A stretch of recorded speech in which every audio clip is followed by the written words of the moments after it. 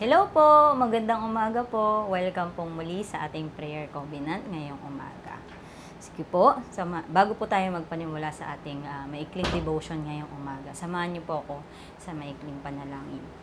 Dakilang Diyos, pinupuri, pinapasalamatan ka po namin ngayong umaga. Lord, salamat po sa patuloy na kalakasan, patuloy na pagpapala na ibinubuhos mo sa bawat isa sa amin. Lord God, sa umaga pong ito, hinihiling namin na gabayan mo kami at ipaunawa, Panginoon, yung nais mong iparating na mensahe sa amin, Panginoon. At manamnam namin ito at magamit, Panginoon, sa buong maghapon na darating. Ito lamang po aming dalangin sa pangalan ni Jesus. Amen. So, ang atin pong scripture ngayong umaga ay matatagpuan sa aklat ng mga panaghoy, Kabanata 1, mga talatang 1 hanggang 6. At ganito po ang sinasabi sa magandang balita, Biblia. O anong lungkot ng lungsod na dating matao? Siya na dating bantog sa buong mundo, ngay tulad na ng isang balo. Siya na dating pangunahing lungsod, ngayon ay isa ng lingkod. Buong kapaitan siyang umiiyak sa magdamag, ang mga matay laging luhaan. Lumayo na ang lahat at walang natira kahit isa upang umaliw sa kanya.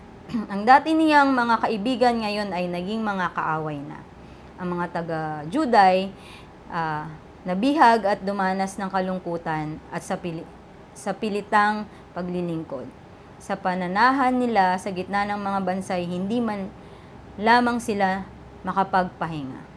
Napapaligiran sila ng mga kaaway, walang paraan para makatakas. Malungkot ang mga landas patungong Jerusalem, pagkat wala nang dumadalo sa kanyang mga takdang kapistahan. Wala nang nagdaraan sa kanyang mga pintuang bayan. Dumaraing at nagbubuntong hininga ang kanyang mga pari. Pinagmamalupitan ang mga dalagang mga awit sa templo. Napakapait ng sinapit niya. Naging Panginoon niya ang kanyang mga kaaway. Pinapaghirap siya ni Yahweh dahil sa marami niyang kasalanan. Wala na ang kanyang mga anak. Sila'y dinalang bihag ng kaaway. Naparam na ang karangyaan ng Jerusalem. Ang kanyang mga pinunoy parang mga usang di makasumpong ng pastulan. Nanghihina na sa iwas sa mga humahabol sa kanila. So, ang verse po na binasa natin, si Propeta Jeremias po ay nagdadalamhati sa pagkawasak po ng Jerusalem. Ang lungsod na dati puno ng mga tao at kagalakan ay nawasak at iniwan. Ang bayan po na dati pinuno ng mga bansa ay naging mga alipin na. Ang mga dating marangal ay napahiya at ang kasalanan ng bayan ay kalakasan ng bayan ay nawala. So, ngunit ang kalungkutan po na ito ay hindi nangyari ng walang dahilan. So, hindi naman po mangyari yung isang bagay na wala naman talagang dahilan.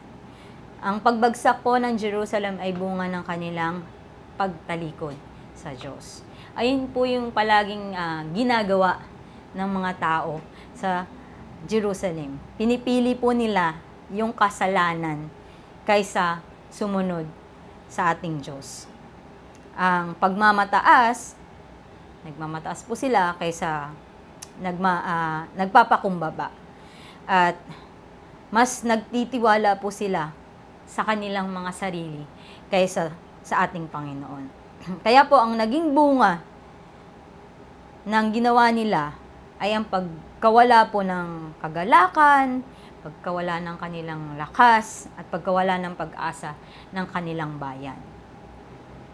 Ito rin po ay nagsasalita sa atin ngayon itong verse na to ay ang mensahe nito sa atin ngayon ay maaring magmukhang kaakit-akit at walang masamang epekto yung mga nagagawa natin na kasalanan. Sa simula po, na-enjoy natin siya. Pero sa huli, naiuuwi ito sa kawalan at pagkaalipin. So, minsan, yung ginagawa nating mga bagay na hindi natin hindi kalugod-lugod sa ating Panginoon, yun po ay nagiging dahilan ng pagkaalipin natin dun sa isang bagay na yun.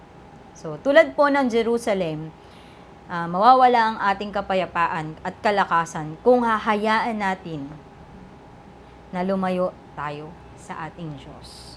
Magpo-focus po tayo dun sa isang bagay at hindi na po ang Diyos ang ating sentro.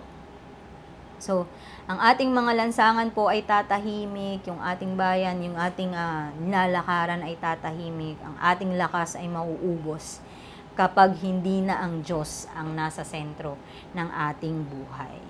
So, kailangan po nating malaman na kapag may mali po tayong ginagawa, alamin po natin yon at huwag nating hahayaan na yung ibang bagay, yung maging sentro ng or pinagkakaalbalahan natin ay hindi na nakasentro sa ating Panginoon. So tayo po ay manalangin. Aming Diyos, mapagpala naming Ama, salamat po sa kabutihan mo sa amin. Salamat dahil palagi mo kaming inuunawa at iniintindi sa kabila ng mga pagkukulang namin at mga kasalanan namin sa iyo. Alam namin, Panginoon, na marami kaming bagay na nagagawa na hindi nakakalugod sa iyo. Patawarin mo kami, Panginoon, lalo na sa mga sitwasyon na napapalayo kami sa iyo, sa mga pagkakataon na nanghihina kami. Lord, huwag mo pong hayaan na kapag may ginawa kaming mali ay hindi namin makita yon at hindi kami matuto. Sa halip po ay ipaunawa mo sa amin yung mga mali naming nagagawa at itama mo kami, Lord God.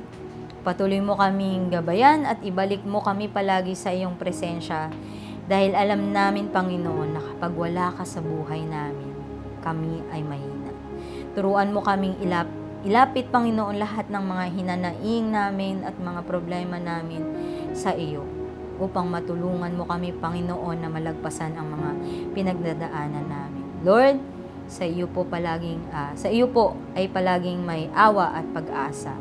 Kaya patuloy mo kaming ilapit sa iyo. Dalangin ko din po, nagabayan mo at ingatan kami sa buong maghapon. At patuloy mo ibuhos ang pagpapala mo sa iyong mga anak. Ito lamang po ang aming dalangin sa pangalan ni Jesus, na aming tagapagligtas. Amen. God bless you po.